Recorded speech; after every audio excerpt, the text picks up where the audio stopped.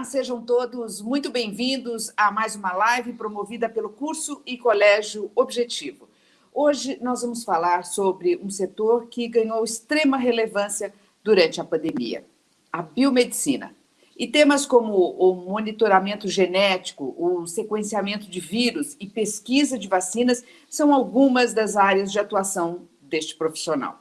Para conversar sobre esse assunto, temos hoje a grande especialista Roberta Stiliano, ela que é professora de biomedicina da Unip e também da Faculdade de Ciências Médicas da Santa Casa de São Paulo.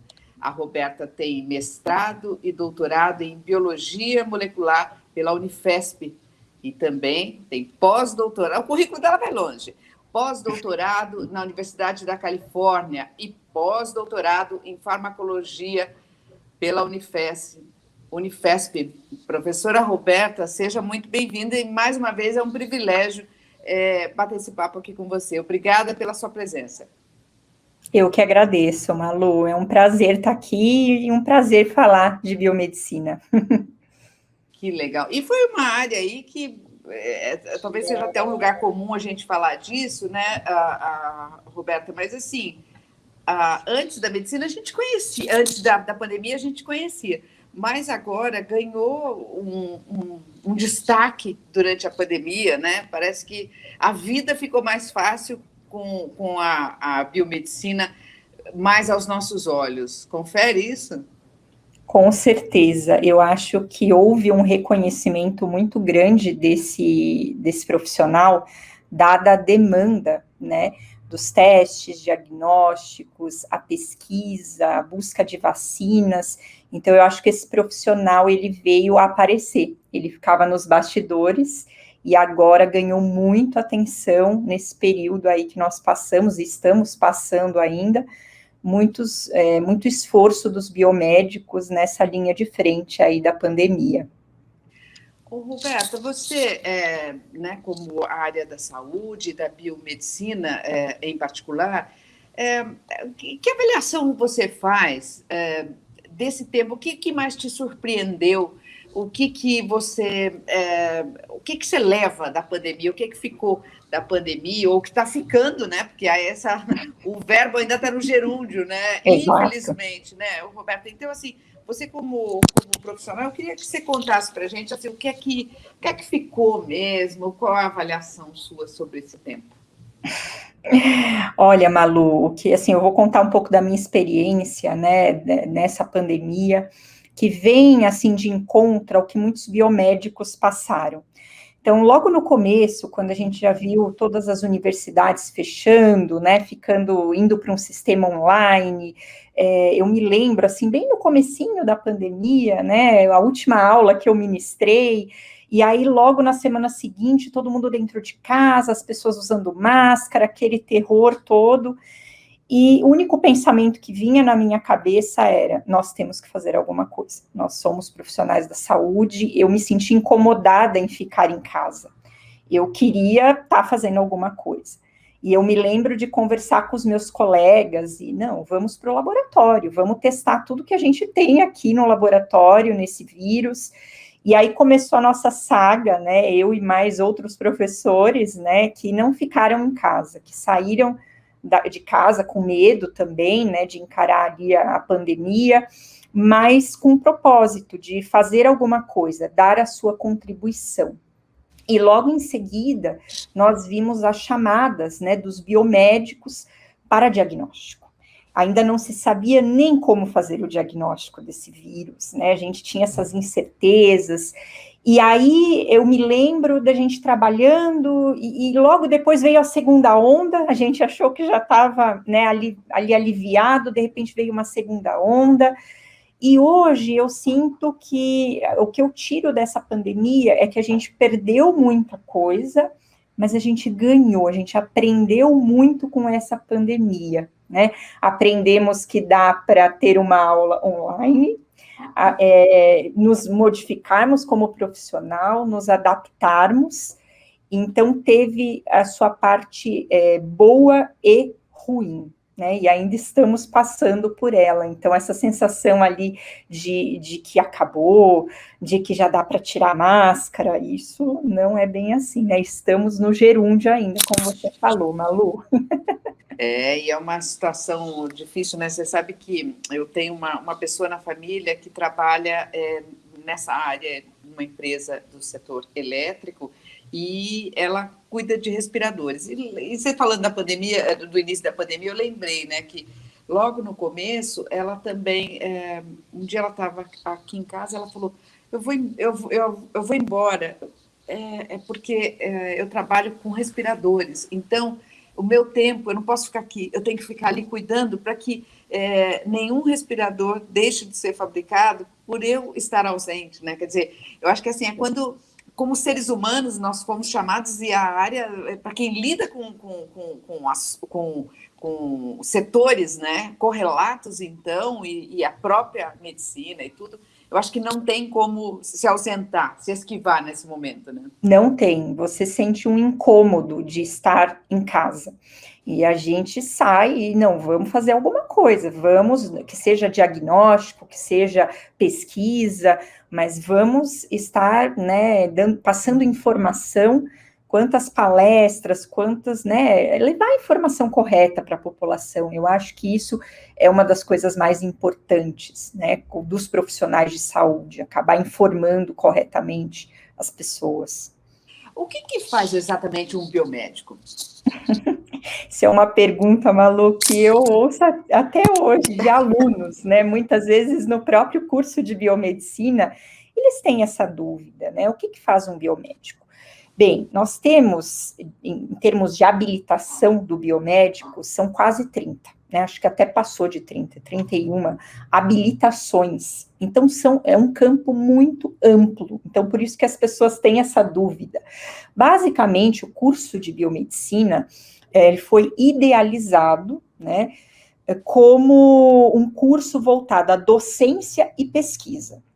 Mas, ao longo desse processo, os biomédicos também ganharam espaço nas análises clínicas, análises laboratoriais. Então, toda vez que as pessoas mandam um exame de sangue, que seja para um laboratório, esse exame com certeza passou na mão de um profissional biomédico, que avaliou o seu exame, que operou uma máquina, ou muitas vezes fez uma contagem manual e laudou ali o seu exame, né? Então, tudo que você recebe vem ali certificado por um biomédico.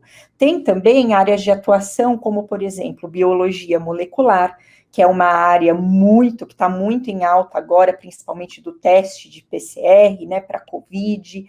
Tem biomédicos atuando na acupuntura, tem biomédicos que estão atuando como docentes, então é uma área muito ampla, estética também, né, é uma área aí que ganhou muita atenção por parte dos biomédicos, é uma habilitação da biomedicina, então é uma área muito ampla, cabe ao aluno decidir, né, e se identificar com a área que mais tem interesse.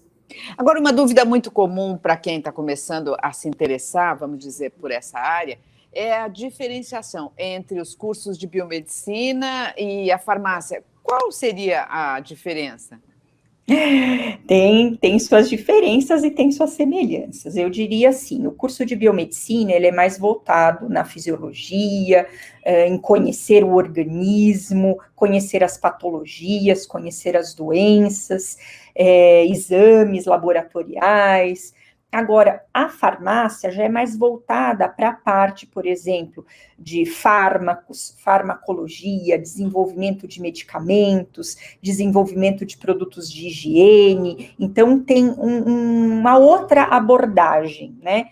Então, tem algumas semelhanças entre os cursos, mas basicamente é isso. A farmácia fica mais com a parte do fármaco em si, né? O mecanismo de ação desse fármaco, o farmacêutico pode atuar na farmácia, né? Vendendo, até prescrever alguns fármacos, e o biomédico vai ficar com a parte laboratorial, a parte da patologia, do entendimento, né? Da doença.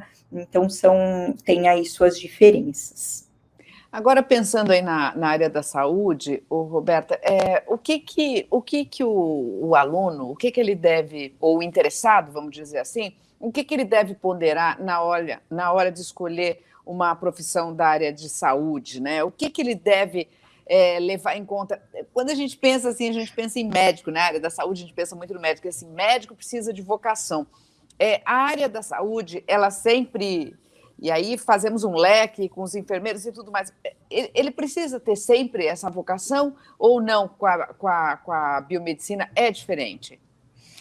Eu não acho que seja tanto uma questão de vocação, honestamente, mas eu acho que ao longo do ensino médio, o aluno já vai tendo um contato com algumas disciplinas, né, de ciências da vida, né, de ciências ali mais exatas, e muitos biomédicos, né, ao longo do curso, eles falam, poxa, procurei o curso de biomedicina porque eu queria fugir das exatas.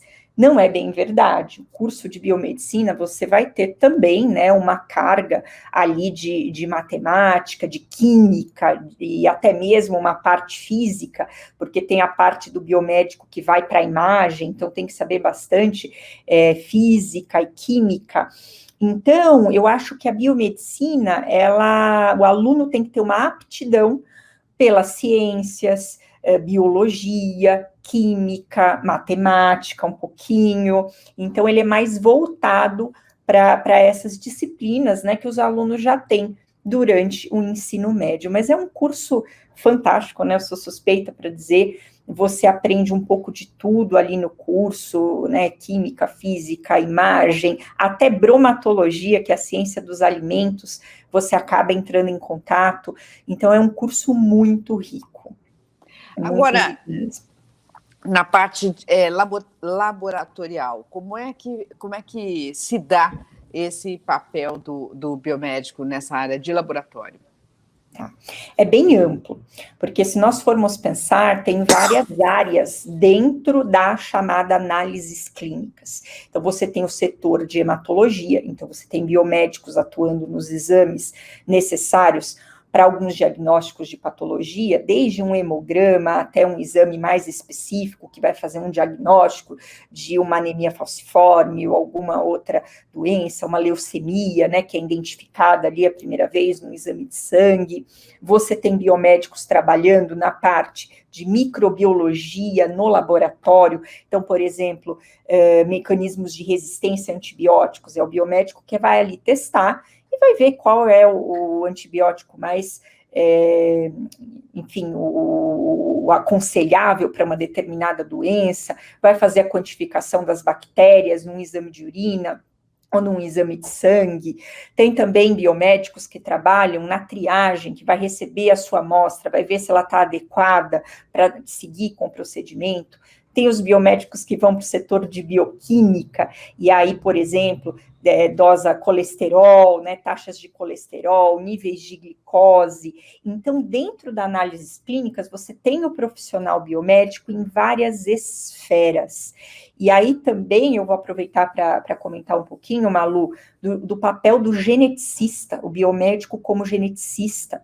O biomédico geneticista, ele é aquele que vai, muitas vezes, fazer o histórico da família, descobrir uma doença genética, mapear, fazer ali o chamado cariótipo, analisar os cromossomos, ver se tem alguma deficiência genética.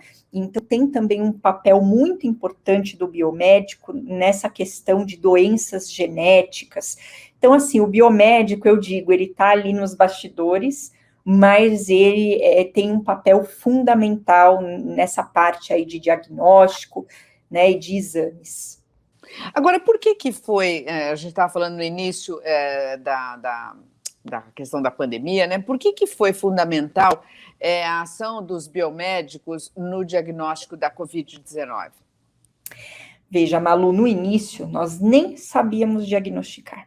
Eu me lembro, assim, o primeiro artigo que saiu e todo mundo ali na Universidade de Charité, lá na França, e esse artigo é usado até hoje como base, né, para o PCR que a gente tem, mas nós não sabíamos, será que coleta da orofaringe? Será que coleta do nariz? Será que coleta do sangue? A gente nem isso sabia. E aí, quando se descobriu, né, que o correto era o suave nasal, enfim, tem vários exames hoje no mercado, né, mas precisava de um profissional para fazer esse exame. E quem é esse profissional de laboratório? É o biomédico, né? E os biomédicos, eles foram chamados, eu mesma recebi aí chamadas, né, por e-mail, você, profissional biomédico, venha trabalhar, e muitos alunos se formando, eu me lembro na Unip, né, no 8º semestre, já sendo convocados para trabalhar, e a gente viu a importância, biomédicos, e assim, eu quero ressaltar, Malu, aqui, que como que é feito esse teste, sabe? Porque o biomédico, para trabalhar com o vírus, porque você está trabalhando com a amostra de paciente, Sim. você tem que usar toda uma paramentação, né? Todo um macacão, uma bota específica, e o biomédico fica muitas vezes 6, 8 horas seguidas com aquela roupa, fazendo os testes dentro de uma sala específica. Então, imagina você ficar 6 a 8 horas, então, assim, foram realmente guerreiros ali no enfrentamento da pandemia, não estavam direto com o paciente, mas estavam com a amostra dele, e a gente sabe a importância de receber um diagnóstico, né, positivo, negativo, e quem estava fazendo esse exame eram os biomédicos, eles foram fundamentais. Aliás, se você me permitir, não só no exame, mas no sequenciamento do vírus. Né, se a gente pega aí os biomédicos que trabalharam sequenciando as cepas para descobrir as novas variantes, sempre vai existir um biomédico que opera o sequenciador, que analisa a sequência, que descobre se mutou, se não mutou, aonde está a mutação. Então, a importância desses biomédicos também nessa área de sequenciamento, na produção de vacinas, então, é imensa a atuação. E nessa área, agora é curiosidade minha mesmo, nessa área de sequenciamento genético, o que te surpreendeu, Roberta, agora durante a pandemia? Nossa, foi a rapidez. Na verdade, isso me surpreendeu, assim, muito. Eu acho que a rapidez com qual a gente sequenciou o vírus, né, aqui no Brasil, foi sensacional.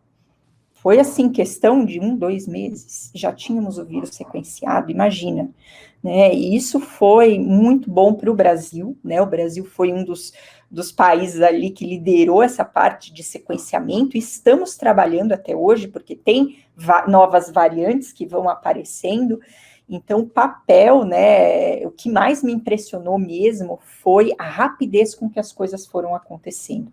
Se a gente for parar para pensar, mesmo a vacina, 1 ano, né? Não deu 1 ano de pandemia, a gente já estava ali vendo as notícias das vacinas sendo aprovadas, né? Então, isso me surpreendeu muito. Agora, você, quando eu li seu currículo, eu fiquei surpresa, né? E, assim, queria pensar, juntando o curso da Unip, queria que você falasse um pouco do curso e por que você, na qualidade de biomédica, procurou tanta especialização. Então, são 2 perguntas em uma. Bom, Malu, desde o início do meu curso de biomedicina na Unifesp, ele era um curso realmente voltado para docência e pesquisa, né? Então, era o que eu queria ser, eu já tinha muito claro que eu queria fazer pesquisa, eu queria ser docente, isso era algo que desde a faculdade eu já dava aula num cursinho comunitário que tinha na Unifesp, me apaixonei pela docência, e para ser docente e pesquisador, você tem que fazer várias especializações, especialmente na sua área. Então, como a área que eu escolhi era terapia gênica, que faz parte da biologia molecular, eu tive que fazer mestrado, doutorado, até mesmo para prestar um concurso, né, e para conseguir dar aula sobre isso. Hoje eu dou aula para os meus alunos, né, de biologia molecular, e eu posso te falar com certeza que é um tema que eu posso dar aplicações para ele, eu posso dizer da minha atuação, posso dar exemplos. Então, para eles é muito mais rico ter um professor que às vezes é da área, né? É da área de biologia molecular, estuda biologia molecular. Eu acho que enriquece bastante o curso de biomedicina. E aí, você podia falar um pouco do curso de biomedicina da Unip, então? Claro. Eu acho o curso de biomedicina da Unip muito completo, extremamente completo, extremamente denso. é um curso que o aluno precisa estudar, ele vai ter todas as bases para sair do curso um excelente biomédico. É um curso muito completo, desde as disciplinas mais básicas, né, farmacologia, fisiologia, até os cursos mais práticos, né, imagem, análises clínicas. A gente tem um estágio que o aluno faz no último ano, né, na Unip mesmo, no laboratório de análises clínicas, ou fora, se o aluno quiser escolher alguma outra habilitação. Então, o nosso curso é muito rico, tem disciplinas dele que eu não tive na Unifesp, por exemplo. Eu falo isso para os alunos, eu falo, aproveitem o curso. Ai, professora, mas é difícil mesmo, né? Mas com certeza o aluno que aproveita o curso, que participa, a gente tem também muitos trabalhos ao longo do curso científicos. Então, por exemplo, o aluno tem que escrever cada semestre um trabalho em grupo, no final tem o trabalho de conclusão de curso. Então, ao longo de todo o processo, o aluno tem contato tanto com a parte prática, tem muitas aulas práticas no curso, e também tem contato com essa parte de pesquisa, tem um incentivo da Unip na parte de iniciação científica, então os alunos podem entrar em contato com professores que desenvolvam um projeto de pesquisa, ganham uma bolsa, então eu acho muito completo o curso da Unip. Eu sou suspeita, dou aula lá, mas eu vejo que é um curso muito completo, muito bem elaborado. E você falou aí, por algum momento, da questão da pesquisa, né? Assim, vamos dizer, para esse interessado hoje, que começa a olhar para o curso de medicina, o que a pesquisa, como é que esse interessado, esse futuro aluno, para onde que ele deve olhar a pesquisa e como ele deve olhar a pesquisa? Sim. Olha, eu acho que o aluno que está começando, né, ele tem muita vontade de conhecer, né, o que é uma pesquisa. Ele não tem essa ideia, né? Pesquisa vem junto com desenvolvimento. Então, você tem essa parte de querer entender melhor uma patologia. Muitas patologias, por exemplo, Alzheimer, a gente não sabe tudo. Então, tem muitos cientistas que estão ali tentando entender como que se dá o mecanismo, né, ali da patologia de Alzheimer, e ficam ali estudando. Outras doenças também, doenças genéticas, pesquisas mais aplicadas, por exemplo, trabalho com terapia gênica, pesquisa da Covid, até vou dar um exemplo aqui, Malu, tem uma aluna, ex-aluna, egressa da Unip, que hoje faz mestrado aqui no laboratório, e ela fez iniciação científica, né, passou, e o projeto dela é com Covid, e é uma aluna que, quando a pandemia começou, ela foi uma das primeiras a me ligar, professora, o que eu posso ajudar? O que eu posso fazer, né? Graças à pesquisa, hoje a gente tem, né, um melhor controle da pandemia, vacinas que estão aí. Quem está por trás das vacinas, né? Quem que está ali por trás do desenvolvimento? São profissionais de pesquisa. Então, o aluno que está no primeiro, segundo semestre, o conselho que eu dou é conversar com os professores que fazem pesquisa. Conversa, pergunta se pode participar das reuniões, porque os professores fazem reuniões de grupo no laboratório, se pode participar. Um fato muito importante é ter boas notas, porque não adianta o aluno querer fazer pesquisa e esquecer a graduação, né? Então, a gente sempre fala, tenha boas notas para você conseguir procurar uma pesquisa e conciliar a sua vida de iniciação científica com a graduação. Agora você falou também eu fiquei curiosa, agora eu até anotei aqui, biologia molecular, como é que é isso? Fala para mim um pouco. Biologia molecular estuda o Uhum. material genético, o nosso DNA. Por isso que é tão encantador, né? Porque a gente ainda não sabe tudo do DNA, e o DNA controla tudo. Controla, né, por exemplo, a minha cor de olhos vem do meu DNA, que vem do meu pai, da minha mãe. Então, entender como isso funciona, e entender como que esse material genético expressa e se mostra ali na pessoa, né? Isso é muito interessante. E aí vem também as patologias que acontecem por conta de alterações do DNA, como que a gente pode corrigir isso. Foi uma área que eu me encantei, porque imagine uma pessoa que nasce com uma condição genética e para ela essa não tem cura. Ela não tem um remédio que ela vai tomar e vai se curar. Então, como que eu posso auxiliar? Como que eu posso desenvolver uma terapia para uma determinada doença genética? Então, isso é encantador. É uma área, assim, que estuda mesmo as moléculas, o DNA, o nosso material genético. Então, é muito rica. E eu queria entender também, já que eu estou aproveitando aí, sabendo o que tem de novidade, o que te surpreende. Você veja a terceira pergunta que eu falo com a questão de para eu entender o que tem de novo, né, Roberto? Acho que é por aí a minha preocupação de descobrir, né? Assim, então, mesmo nessa área, o que te surpreende? Para onde você está olhando? O que chama a sua atenção nesse momento, Roberta? O que me chamou mais atenção nessa área de biologia molecular e terapia gênica, que é a área que eu mais atuo, foram os novos fármacos à base de terapia gênica que foram aprovados no Brasil e no FDA, né, lá nos Estados Unidos. Quando eu era estudante, as pessoas falavam para mim assim, nossa, você estuda biologia molecular, terapia gênica, isso é para o futuro, né? E o futuro chegou, né? Em 2017 foi aprovado o primeiro fármaco à base de terapia gênica para tratamento de leucemia nos Estados Unidos. Então, imagina, pacientes que estavam desenganados, já estavam ali em protocolos de quimioterapia, e aí, via terapia gênica, eles conseguiram ensinar as células do sistema imunológico desses pacientes a responder contra o tumor. Então, isso foi o que mais me chamou a atenção, eu fiquei muito feliz, e depois desses fármacos à base de terapia gênica, vieram outros, inclusive para o Brasil. Então, isso me deixou bem feliz, é uma área que vem crescendo bastante, e é inclusive uma área que vai trazer muitos empregos para os biomédicos, porque nós temos grandes centros de pesquisas aqui no Brasil, startups que estão ali já olhando para a terapia gênica e que estão contratando biomédicos que tenham experiência nessa área. Então, está crescendo bastante. Olha, eu estou que nem aquele aluno curioso em sala de aula. E a terapia gênica? Explica para mim também, porque eu quero entender.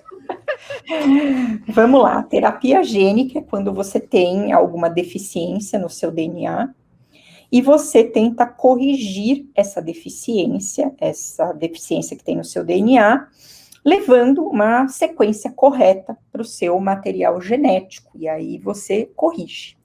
O grande entrave é o seguinte, essa deficiência está em todas as células do seu corpo.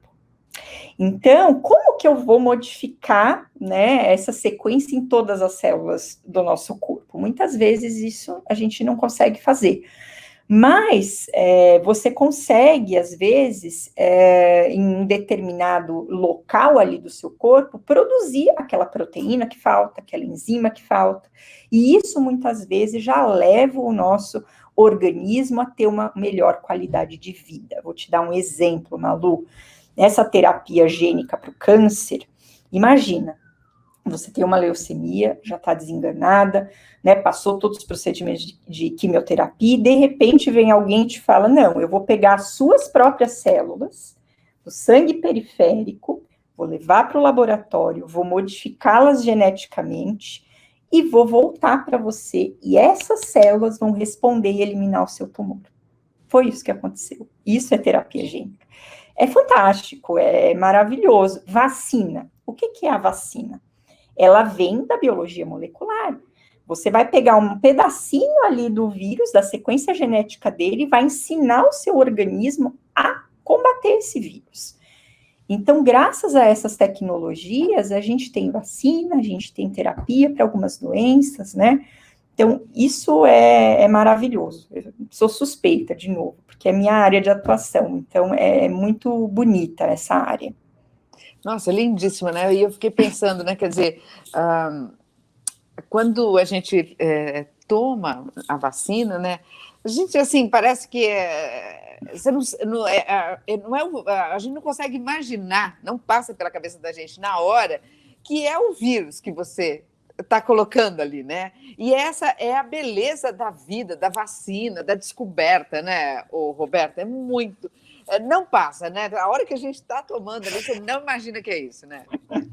Sim, não imagina, as pessoas não imaginam, né? E muitas, até é ruim, algumas pessoas têm uma certa, né, são resistentes à vacina porque não entendem. Mas se você for ler, pesquisar, você vai ver que aquilo é um produto de anos de estudo, né? Não vem assim só de um ano de pandemia. Tem pessoas que estudam, por exemplo, as vacinas de RNA mensageiro, que é um pedaço ali do vírus. Tem pessoas que estudaram a vida inteira essa molécula. E aí chegou na pandemia e testou, e deu certo, e estamos vacinados, né?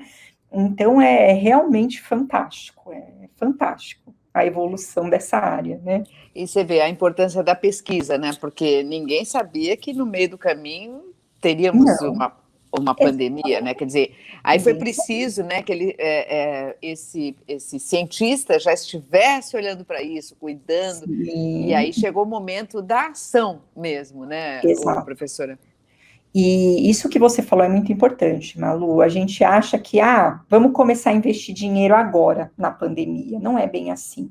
Isso é um produto que vem de anos de estudo, de trabalho, por isso a importância de investir em ciência, em pesquisa, né, em tudo isso. E mais um ponto muito importante, né, que eu vou colocar aqui, né, acima de tudo, os cientistas trabalhando em conjunto, né? Normalmente os nomes das vacinas a gente vê em dupla, né? Por quê? Porque as empresas se uniram, né, em um prol. Vamos fazer uma vacina, vamos juntar a tecnologia que você tem com a técnica que eu tenho e vamos pôr a vacina no mercado. Isso foi muito bonito de ver. Mesmo na pesquisa aqui no Brasil, eu conheci pessoas na pandemia que trabalhavam em áreas diferentes e estávamos todos juntos por conta da Covid, trabalhando em prol de uma doença. Isso foi fantástico também. E mesmo assim, acho que é um momento, né? Agora eu já começo a me interessar assim, pela história que nós vamos contar desse nosso tempo pandêmico, né? Então, por exemplo, essa é uma área que me chamou muito, um setor, um recorte que eu faria, sabe? Assim, de ver as empresas, né? Assim, os nomes, né? Quem se junta, os próprios países, né? Tem questões aí mais estratégicas dos países, mas assim se notou uma boa vontade, mesmo entre os cientistas, uma vontade de que tudo desse certo, né, professora? Sim, nossa, trabalhando dia e noite. O nosso grupo de pesquisa, assim, eu nunca trabalhei tanto.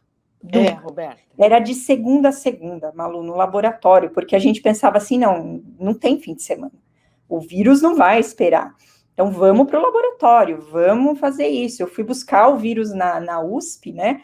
E eu me lembro, assim, essa cena me marcou muito, porque a gente foi buscar o SARS para estudar, né, no nosso laboratório, e entrando na USP, eu vi, assim, ninguém, né, o campus vazio, e aquilo me deu uma tristeza, que eu falei, gente, isso era lotado de alunos, né? E aí entrando lá nos laboratórios e vários cientistas trabalhando, não, a gente está aqui, a gente está trabalhando. Então, isso foi muito bonito de se ver, né? Também eles têm família, eles tomaram todos os cuidados, mas eles sentiam aquela necessidade de estar ali fazendo alguma coisa.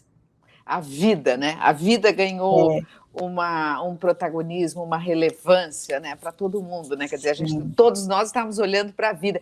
E é mais uma coisa também que eu queria colocar, a gente refletindo aí sobre a profissão do biomédico, mas também no contexto da pandemia, né, Roberta? Mas, assim, eu acho que também chamou muita atenção, e eu sempre falo isso aqui nas lives, que a gente aprendeu a fazer perguntas, né? E é um instrumento da ciência que ela já faz há muito tempo, ela faz perguntas para serem respondidas, né? Eu acho que esse também foi algo assim, esse também foi uma situação que eu aprendi muito, assim, eu aprendi a fazer perguntas, né? Porque é preciso fazer perguntas, e é preciso estudar. Então, eu acho que é esse encadeamento, né, que chamou a atenção também, né, Roberta?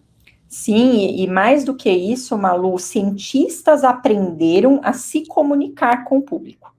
Porque isso é um grande problema, né? O cientista, ele tem ali, entende tudo da área, mas na hora de conversar com uma pessoa que não é da área, será que ele consegue? A gente tem uma certa dificuldade, e isso foi muito visto ali na pandemia, as pessoas tendo que colocar as caras e explicar como o vírus funciona, o que é uma vacina, de uma forma mais fácil e clara para a população entender. As lives foram muito importantes, né? Essa live, por exemplo, que vocês estão fazendo, outras lives, né? São informativas, são importantes, né? As pessoas assistem, então os cientistas tiveram que se reinventar também, né, e aprender a falar com o público.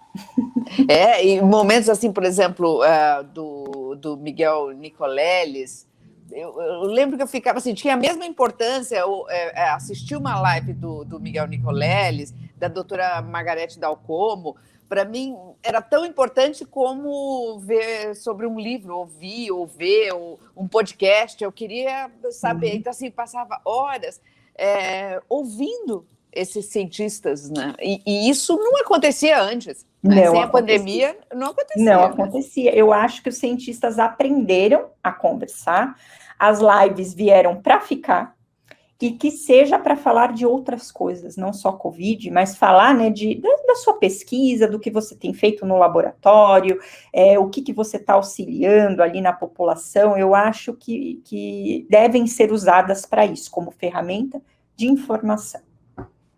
Até aqui estamos vivendo, né? Agora vamos saber que história que nós vamos contar, que recortes nós vamos fazer dessa pandemia, né, Roberta? Sim. E os sintomas pós-Covid, né? Porque isso é importante. Eu acho que agora a gente está mudando o olhar, né? A ciência, é óbvio, é importante estudar o SARS, mas e quem teve Covid? O que está acontecendo?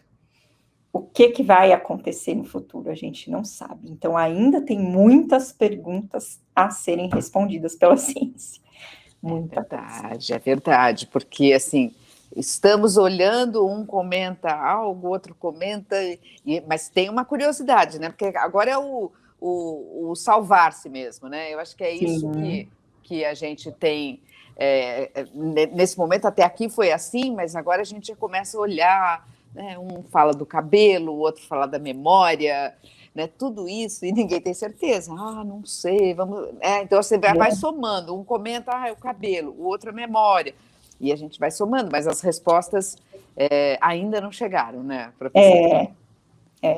Ainda tem que estudar muito essa parte, né, de sintomas. Agora, eles usam a palavra de long COVID, né, os sintomas ali pós-COVID, né. Isso ainda a gente tem que entender um pouquinho melhor, e eu digo mais, se preparar para próximas pandemias, porque o problema não é se vai ter uma próxima, é quando vai ter uma próxima, aproveitando ali, parafraseando Bill Gates, quando vai ter uma próxima pandemia, a gente tem que estar preparado, então isso é muito importante. E nós, eu acho que a gente acabou falando muito de pandemia, mas eu acho que é o contexto mesmo, né, para o aluno do curso de biomedicina, né, professora, para ele pensar nesses pontos mesmo que a gente falou e em prol da vida, né, professora? Sim, claro. Olha, professora, eu tive um imenso prazer de conversar com você, já falamos, né, em mais de uma live, já fizemos duas na Tri, olha, muita alegria de te entrevistar mais uma vez e continuar fazendo perguntas. Eu faço as minhas e a ciência faz as dela, né, professora? Obrigada. Sim. Obrigada, viu, Roberta, e até uma próxima. Eu que agradeço e vamos para uma próxima. Até mais. Tchau, tchau. Até mais.